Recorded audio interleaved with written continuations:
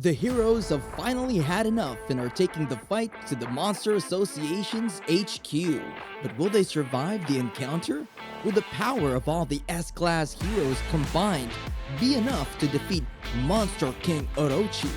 Or will Saitama punch a hole through Orochi's balls and save the world by accident? Again. This is One Punch Man, and today we're gonna recap the third season of the misadventures of the Cape Baldy and his cyborg glazer fanboy. So after Saitama and the gang defeated Elder Centipede, the Hero Association set up a meeting and started discussing Garou's classification as a monster, declaring him a dragon-level threat. And while they're busy talking about these Avenger-level problems, one of the association's biggest sponsors, Narinki, starts crashing out and demanding that they rescue his Nepo baby, Waganma, ASAP. But this slick, handsome lad, Sekingar, assures him that they'll do everything to save his son. Yet Narinki ain't got time to wait around, so he sends his own private team to rescue Waganma himself. But these mercenaries get easily beaten and captured by G5. Gyoro then orders Does to use her whip to enslave them. You know, if there's a whip, there's a way. Where there's a whip, there's a way. Later, Sekingar meets with Super Alloy Darkshine, Pig God, Tatsumaki, and Drive Knight, who was supposed to be there, but Bro's got balls of steel and decides to investigate the Monster Association base on his own. Since no one's heard of him, they just assume Bro's already been defeated. And so they've been overworking a 10-year-old to track down where exactly the Monster Association's base is. Lil Bro even tries again to convince Metal Knight to join the mission, but Bofoy refuses after getting his ass whooped by the Monster King Orochi. He even warns Child Emperor not to trust anyone. Anyway, other heroes start showing up for the rescue operation, like Atomic Samurai and his disciples, and even Sweet Mask, who immediately starts beefing with Kamikaze. At the same time, Puri Puri Prisoner breaks out of Smelly Lid Prison and heads toward Ace City, ready to get his revenge on that monster cat furry that messed up his prison. Meanwhile, Zombie Man is aura farming somewhere in an abandoned town, and Bro is searching for something. Now cut to our lovey-dovey Miss Fubuki. She tries to talk to Saitama, but gets totally baffled when she sees his apartment packed with S-Class heroes.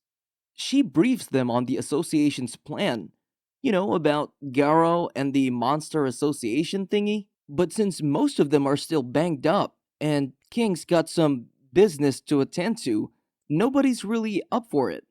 Saitama eventually gets pissed because he thinks Garou's been ignoring him just because he's a bottom tier hero. So Bro heads out, hunt Garou down, and grabs some more cabbage. But the funny thing is, Saitama already beat Garou up a few times without even realizing it. And speaking of the hero hunter, Garou wakes up and finds himself inside the Monster Association HQ. Soon after, Garou is summoned before Orochi, who commands him to prove his loyalty by killing any hero and bringing back their head within a day. And to make sure Garou doesn't chicken out, Gyoro assigns Bug God and Royal Ripper to keep an eye on him. So as Garou was walking around town, Bra saw a group of stupid extremists who support the monsters, and they even tried to kidnap a civilian who opposed their beliefs. But Garou just flicked his finger and stopped these schizos. Bro then casually heads to a nearby restaurant and orders everything on the menu. And look who it is. Saitama's eating there too, but he forgot his wallet and started fumbling. But thank the anime gods. Fubuki just spawned and started yapping about how she'll help him. But Bro ain't listening and already has this crazy plan so that Fubuki can pay the bill. And Bro takes his chance when someone shouts that a customer just ditched without paying. So Saitama rushes out of the restaurant to catch the culprit, even though Bro's technically doing the same thing. Not long after, Garou scares off a group of kids who are bullying Tadeo, and so Lil Bro thanks him for stepping in. which only pisses Garou off because he doesn't see himself as a hero. Then Saitama catches up and lets Garou off with nothing more than a warning, which only makes him angrier. Bro doesn't care if our MC's a small-time hero, so he aims to kill him, but of course gets instantly yeeted by Saitama. When Garou eventually wakes up, he asks Tadeo who that hero was. Before he gets an answer, Bug God and Royal Ripper shows up, disappointed. When Ripper orders Garou to kill Tadeo to prove himself, Garou, of course, refuses. He tells Tadeo to run and scolds him to toughen up. So Bro starts fighting the two monsters. Back at the Monster Association base, Gyoro meditates as Phoenix Man questions why she sent two unstable monsters after Garou. Double G explains that Garou needs to be pushed to his limits to evolve, just like Lord Orochi. She believes Garou could follow the same path and notes that Bug God will keep Royal Ripper in check, though she doesn't mind finding another subject if Garou dies. And Garou had a hard time fighting the two monsters. While all that was happening, Zombie Man finally found what Bro was looking for: Dr. Genos, the scientist behind the old house of evolution. He's the same guy who made Zombie Man a test subject back then, and Bro wants to know why the doctor quit making monsters and started selling takoyaki. Genos admits that his entire life's research fell apart after meeting Saitama, a man who completely shattered the limits of human strength. Well, to be direct, he didn't actually say Saitama's name, but Genos explains that every human being has a limiter, something that keeps them from turning into mindless monsters, a boundary only Saitama managed to break. Though Zombie Man didn't look like he agreed at first, Genos promised he'd see it for himself soon, especially since Saitama's also a hero. Back at the fight, Garou's really struggling against the two monsters, and things get worse when another monster captures Tadeo. Bro gets distracted, and as he lets his guard down, Royal Ripper slashes his back, then keeps slashing over and over, only stopping when Bug God intervenes. Then, the monsters take the kid and leave Garou bloodied on the ground. At Saitama's place, Genos, King, Bang, and Bomb wait nervously for him to come back.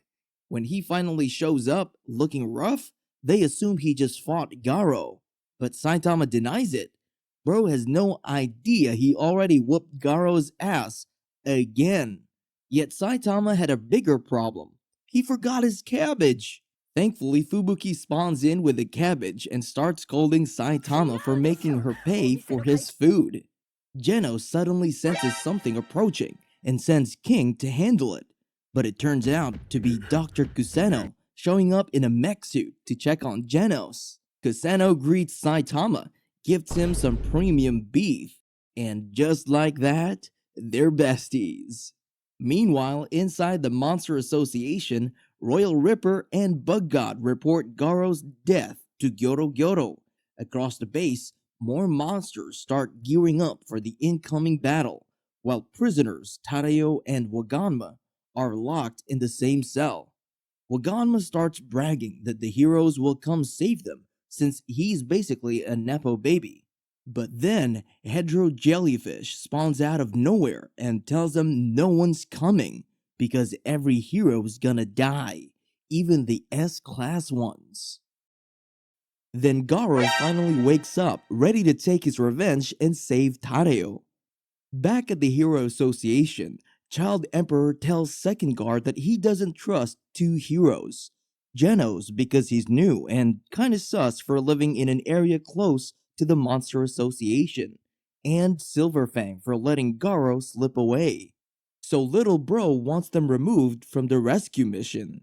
Second Guard does just that, but Minister Officer Sitch strongly objects to the decision. Meanwhile, at Saitama's apartment, the group gathers around a bubbling hotpot and starts fighting over it, to the point that King gets knocked out. When he wakes up, the hotpot is gone, Everyone is left, and Saitama just wants him out. Before King leaves the apartment, though, Saitama asks him to take out the trash. He does, but when King gets home, he finds Hero Association agents waiting for him. They all think Bro's been fighting monsters all night because of the hot pot stains all over his clothes. The association is now gathering all available heroes to finally launch their operation. Back to our boy Garou, Bro finally breaks into the facility, takes out a bunch of monsters along the way, and arrives just in time to save Tareo from the Royal Ripper. After ripping the Royal Ripper a new one, he decides to use the clothes and bandages to make a tourniquet to keep his innards in, which also doubles as a questionable fashion statement. Garou goes back to tsundere mode, basically telling Tareo that he wasn't there to save him, and if he wanted to tag along, he just has to keep his mouth shut. The scared and snot-covered little boy tries to keep up, begging Garou to save the other kid who was there as well, until they encounter the six-eyed black dog from hell. Garou and the kid slowly back out of the situation they were in, trying not to provoke it. They don't get very far, as another group of monsters stop them. A talking showerhead, a horny monster covered with eyes, and Master Splinter's buff cousin from Florida. They attack Garou, because violence is always the answer, according to the Monster Handbook of Monsters. And he manages to kick the horny monster, who claims he has the world's hardest horn, into a dark corner of the hallway, right into the mouth of the dog monster, who we find out is actually named Pochi. It blasts everyone back to the Dark Ages with a massive ball of energy, but Garou and the kid escape within an inch of their lives. Ya boy activates tsundere mode again and convinces Tareo to escape on his own. Kid runs away with a combo of snot and tears. Garou decides to fight Pochi, only to get energy blasted in the face and falling deeper into the Monster Association lair. And while all of this is happening, Baldi continues reading manga in his home and comments on the massive earthquake happening in the city. Garou wakes up buried in rubble and realizes he's landed in Gyoro's apartment unit. The butt-naked, single-eyed weirdo welcomes Garou with a warm embrace of telekinesis and decides to do a Disney villain monologue. Bro explains that he's been experimenting with different methods to create monsters that surpass their own potential, and eventually landed on the most effective way, making them experience a personal hell to the point of death. Only the subjects who constantly survive this death unlock their growth potential, and the first one to do this was Monster King Orochi. Gyoro then makes his trade offer to Garou. I receive your body as my new experiment subject. You receive endless torture and possibly death. Huh? Seems like a fair trade to me. But Garou says no thanks to the offer and breaks out of Gyoro's telekinesis, wanting to save his energy for the Hero Association's approaching strike team.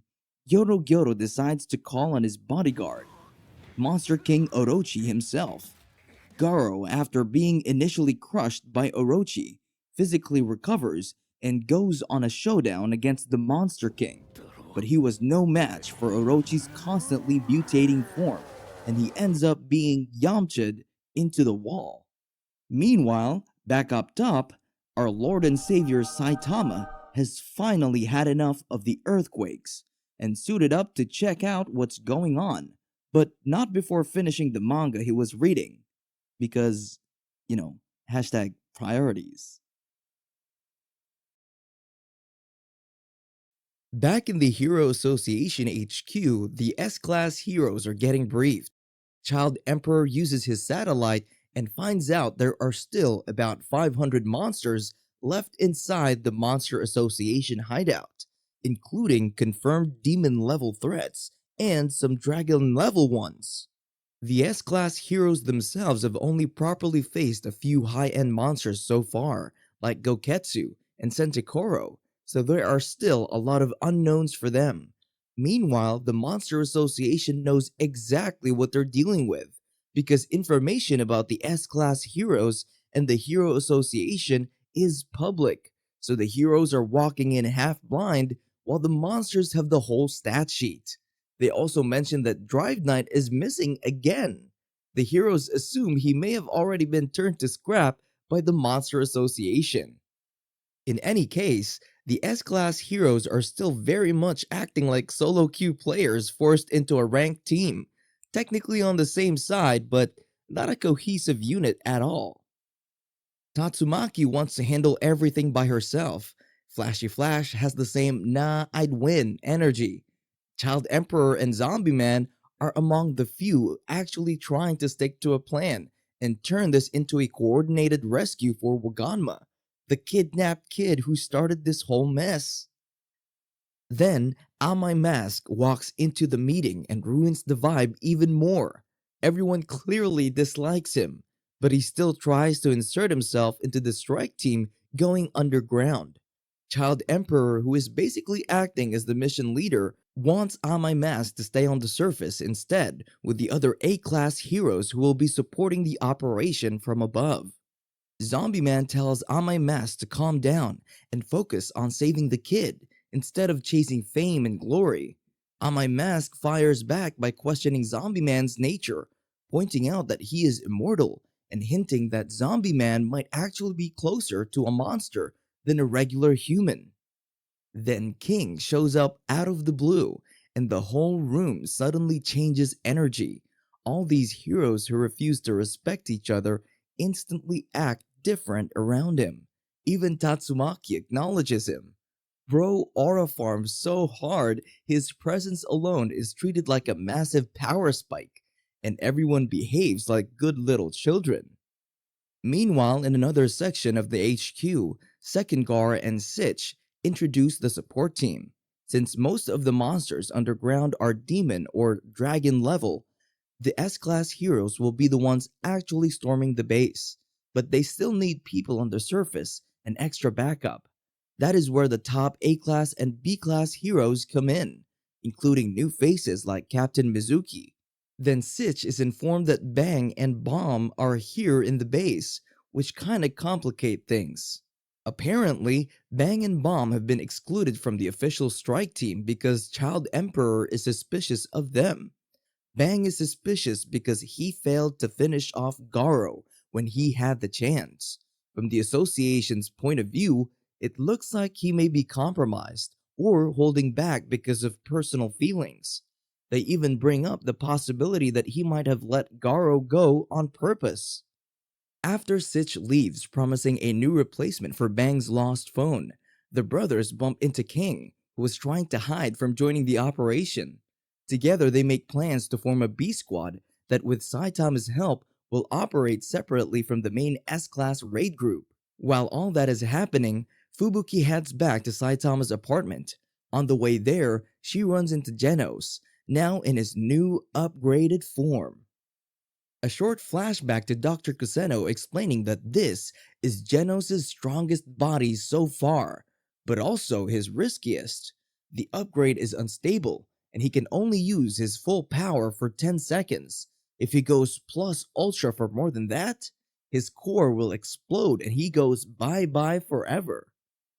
Everyone regrouped at Saitama's apartment. King, Fubuki, Bang, Bomb, and Genos. They show up looking for Saitama, who we now know is exploring the Monster Association hideout like he's taking a stroll in the park. Eventually, the group decides that King, Fubuki, Bang, and Bomb will go down into the Monster Association to act as a separate infiltration team. Genos stays behind to wait for Saitama and brief him once he returns, which is ridiculous because doesn't Saitama have a phone that he can call or something? And as Saitama casually walks through the sewer system, the other S-rank heroes arrive.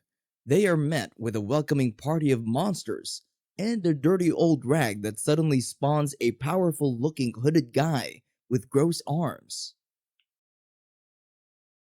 Turns out, Hoodie Guy's arms are covered in eyes. eyes from other monsters that were eliminated in the past. Gyoro implanted those, allowing him to use their grudges as a power source and making him stronger. Bro then tried to crush everyone with massive buildings, but Tornado Tatsumaki went meh and blocked the attack. Well, most of it. The other heroes still got rained on by some of the debris, because Tornado doesn't give a flying about nuisances who can't get on her level. She confronts a hoodie guy in the air in a battle of psychic abilities that we don't see animated because of budget cuts. Meanwhile, the cannon fodder begins attacking the B-listers below. For the most part, the heroes succeed with a combination of flashy and cringy moves that could only come from side characters getting their 15 seconds of fame. On My Mask still tries to aura farm, even though he's not really part of the S-class heroes. There's even an Olympic athlete who made sporting events of the monsters. Like, what the hell is even happening right now? Not gonna lie though, she makes for a sick thumbnail. In any case, after the first wave, more monsters arrive, and this time, the one leading the pack is Rhino Wrestler, a demon-level monster who withstands every attack from the Class A heroes due to his solid horn. Yup, this guy is rock hard horny, in the literal sense. Pitying this sorry excuse of a fight, Atomic Samurai went, I'll do it myself. and turned Rocksteady's knockoff into minced meat. Bro still had time to do a flashback though, before he exploded. But, who cares about the monster's backstories even? Meanwhile, what happened to Hoodie Guy? Well, he got turned into a garbage bag and disposed into who knows where by Tatsumaki. Gyoro's surveillance system was taken out by Child Emperor, while everyone continued the cleanup. Several of the monsters escaped, ran home crying to Gyoro about how life is unfair and how they still want to live. So, he rewards them for their cowardice by feeding them to Monster King Orochi. Hey, at least they served their purpose one last time, right? Now that the fighting on the surface is done, the S-class heroes start moving in, going down and, in Pig God's case, squeezing through the tunnels. As the Class A's sit on the surface waiting for news, Gyoro prepares for the defense of their home turf. And throughout all of this, we still have no idea where the caped Baldy has gone. Where, oh, where could you be, Saitama Sensei? Deep in the Monster Association HQ, we get a glimpse at how the S-Class heroes are taking their sweet time frolicking in the tunnels, the first of which is Flashy Flash. A group of monsters confront him, and Bro just disses them back with a katana to the face. Flashy then eventually ends up in another hallway, where two humans await him. Before even getting to introduce themselves, Flashy Flash cuts through the BS with a sudden strike. What follows is a ninja fight so flashy, it's probably where all the budget of the entire season ended up. The two ninjas lure Flashy into a bigger cavern, and they finally introduce themselves as Tempest Wind and Hellfire Flame from the Golden 37. Context for those who haven't read the manga, these guys apparently came from the same ninja village where Flashy Flash trained, and they're from the 37th graduating class. These two revealed that they ate monster cells and have grown several times stronger. Flashy read through their bluff though, and pointed out that the reason they took him into a more spacious arena was because they actually couldn't fully control their speed and power yet. The monsterized ninjas tried to finish off our boy with their 1-2 combo, but after a succession of flashy kicks and his absolute technique, Flashy Slash, Tempest Wind and Hellfire Flame ended up like broken pieces of Kit Kat lying on the floor. The cavern collapses, the idiots fall into the abyss, and our aura-farming hero realizes he's lost. He also discovers that his transmitter has fallen into who knows where during the fight. Meanwhile, Child Emperor ends up finding Drive Knight's cyborg body, or what's left of it. He taps into it, and boom, he discovers that Drive Knight already had a lock on Waganma's location. Bro just didn't share it with the other S-Class heroes. Pissed off at his selfishness, Child Emperor decides to find Waganma and do the rescuing himself. As he heads out, he's confronted by Phoenix Man. Remember that guy?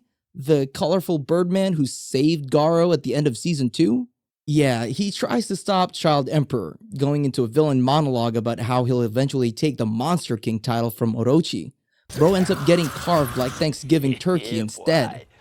Moving on from that, Child Emperor poisons the monsters guarding the hostage's cell, but not before sending over a frog-like device that acted as a gas mask for Waganma.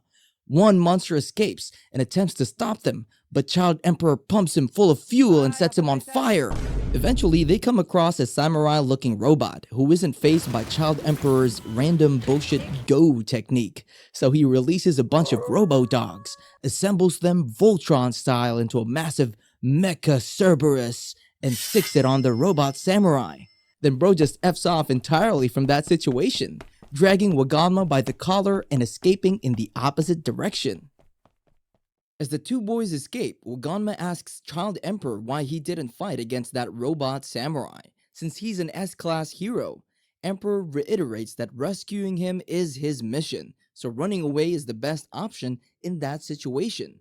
On the way to the surface, they come across the body of Phoenix Man. Again, Child Emperor assures Waganma that the guy's dead, but Curly remembers the character, Donkenbird, from an old children's show and recalls how the guy always dies and gets resurrected in the next episode like nothing happened. You all see where we're going with this next, right? Phoenix Man, as if on cue, resurrects in a blinding golden shower. Shower of golden light. Bro's got a cooler version of his costume, and you can now see his real face this time. Child Emperor brings out more of his toys and confronts resurrected Phoenix Man, but Bro just destroys them all. So Child Emperor is forced to bring out his secret weapon, a mobile Gundam suit. Well, his version of it, at least. Both get locked into a fight, but Phoenix Man just absorbs Brave Giant's attacks as he continues evolving. Meanwhile, Child Emperor is fighting with a hand tied behind his back because he still has to protect the useless hostage cowering under his umbrella shield. Oh, and did I forget to tell you? Phoenix Man's powers can also resurrect the dead. Damn! Child Emperor had to fight a zombie horde a la Walking Dead while the Golden Chicken attempts to kidnap Waganma. Again. With his cards running out, Child Emperor spends all of Brave Giant's energy into unleashing a massive beam attack, blasting a hole to the surface in an attempt to finish off his enemy. Golden Chicken Man attempts to absorb the attack, and he survives, but ends up looking like charred turkey at the end of it. Bro finally has had enough and tries to finish off a helpless Child Emperor, but the kid has one more trick up his sleeve. Well, actually, it's up inside Phoenix Man's costume. The Tickle Bug number 1, which tickles its victim until he suffocates and dies. Going crazy from all the tickling, Phoenix Man tries to rip off his costume and realizes his mistake. Child Emperor gets to work and helps him rip off his entire costume, but not before turning him into a eunuch first, with a chainsaw attack to the balls. Finally, Child Emperor defeats Charred Turkey Man, leaving his naked, lifeless body on the ground. Kid radios in for backup and continues on his mission to bring Waganma to the surface. He even asks Curly Tops if there were other people that needs to be rescued in the area. But the mofo just lies through his teeth and says no, despite remembering that Tario was still in there somewhere. Meanwhile, because of Phoenix Man's powers, the two ninjas, Tempest Wind and Hellfire Flame, get revived. Realizing that Flashy Flash killed them, they quickly run through the corridors and try to find Flashy, who at this moment is still currently lost somewhere in the maze. They happen upon Saitama, who was complaining about it raining sewer water in the tunnels. The two try to attack him, but Saitama being Saitama, he dodges all of their attacks. Tweedledee and Tweedledum could not believe it, but instead of confronting Saitama, they just decide to remember his face, before vanishing off to pursue revenge on Flashy instead. Seems like Speedo Sound Sonics got competition in the Get Revenge on Saitama list. As we continue to degrade in animation quality, we see Zombie Man break monsters down into different pixels of red, blue, and green. complaining about how he seems to have gotten too many enemies. Eventually, he comes across a room where he meets the Timu version of Lord Dracula. Bro is a vampire who eats monsters named Vampire. So Zombie Man and Vampire, lazy ass names with dog shit animation. Perfect combo. Anyway, they spend hours hyping up their abilities in this battle, only for them to never show how it actually happens. We only see the aftermath of Vampire's body torn into shreds, while they're surrounded by monsters in dim lighting and opacity at 15%, which is probably how much the animators at JC staff were getting paid this season. And after Zombie Man kills the remaining monsters, again, we don't see it happen because the camera conveniently moves outside of the locked room. He exits with the missing body parts and pieces. Bro waits for his body to regenerate and takes a break. With a lollipop. A freaking lollipop! For goodness sake, apparently drawing cigarettes is too heavy on the animation budget. Meanwhile, Atomic Samurai's students, led by Iairon, are confronted by Monster, Princess Does, and the minions under her mind control spell. They try to fight her minions off, but Amai Mask comes to their rescue. Bro tells them he'll take care of the BDSM princess and sends them away. Amai Mask makes quick work of her minions, and as she begs for her life, he shows her his true form. Sadly, this is also not covered in the animation budget, so we don't see what Amai Mask shows what made her say, "You're not human." Maybe his massive dong? I don't know, I don't even care at this point. Iairon and his group find the pig god swallowing a whole lizard before falling into a new room and getting confronted by Malong Hair, another demon-level monster. Bro is basically Medusa from the Inhumans, using his long, living hair to attack people and shield himself, which would have been perfect if his opponents weren't samurais and sword users. Dude got a biblically accurate haircut like Samson and immediately loses all his abilities, collapsing on the spot. On the other hand, their master, Atomic Samurai, continues to reduce every monster he meets to puddles of green goop. Eventually, he faces off with Machine God G5, which you might remember is the robot samurai that Child Emperor escaped from. Clanker says he took Atomic Samurai's combat data and will now proceed to give him a taste of his own medicine. But it only took about a minute for our aura-farming hero to break his armor into pieces and explode him with his signature atomic slashes. Machine God gets away though, and Atomic lets him escape, thinking the surface team might be able to deal with that thing on their own. Then we see Tadeo again, this time being chased by a small pedophile or something? I don't know, it's a little guy that looks like a douche that grew arms, legs, and a face. Thankfully, Atomic Samurai is nearby and confronts the little douche, allowing Tadeo to escape. Near the surface, Waganma and Child Emperor walk towards the exit. Child Emperor talks about passing Waganma to the surface team, then going back to help the rest of the S-Class heroes, but realizes the weight of the world on Child Emperor's shoulder, being the team leader of this mission. When they arrive outside and link up with the Class A heroes, Child Emperor uses the comms device to announce that the rescue operation was a success, but Atomic Samurai snitches on Waganma and informs everyone that there's another child in need of rescuing below. Child Emperor confronts Waganma about the truth, and bro folds like laundry under zero pressure. Child Emperor decides to go back to help save the kid, and Sekingar tries to stop him because they already accomplished the mission. But bro just gives him a bombastic side-eye, criminal offensive side-eye. Back underground, Atomic Samurai fights the small dude who, at this point, is introduced as Black Sperm. Yes, I am not making this up, they actually went there. Atomic Samurai unleashes multiple slash attacks that seems to have taken the entire animation budget for this season. But Black Sperm can multiply faster than those Indian whiz kids who shake their heads doing quick maths. Dude gets beaten up by a barrage of punches from Black Sperm and realizes he's in over his head, so he decides to bury them all by collapsing the ceiling. Meanwhile, Zombie Man gets confronted by another humanoid who calls himself the Homeless Emperor. Basically, bro was a salaryman who got fired from work because his boss told him to perform naked at a party. Dude has an epiphany about life after he loses everything, meets God, and gets powers that let him control balls of light. Zombie Man continuously regenerates after each attack, but after that last one set him fully on fire, he realizes he doesn't have enough time to fully regenerate before he gets his shit wrecked. Elsewhere, Puri Prisoner continues to fight monsters underground. Man unlocks the vibrator mode of his angel attacks and freaks the F out of them. Then he gets confronted by his boyfriends from prison who got turned into monsters, along with a cat monster named Nyan. But Blood's gayness goes next level and he evolves into his furry version in real time, growing thick body hair that protects him from attacks. Bro starts chasing Nyan and the cat monster scampers away, remembering how his previous owner was back when he was just a regular cat. Nyan manages to escape, and Puri Prisoner cries about his honeys who got caught lacking and died during the chase sequence.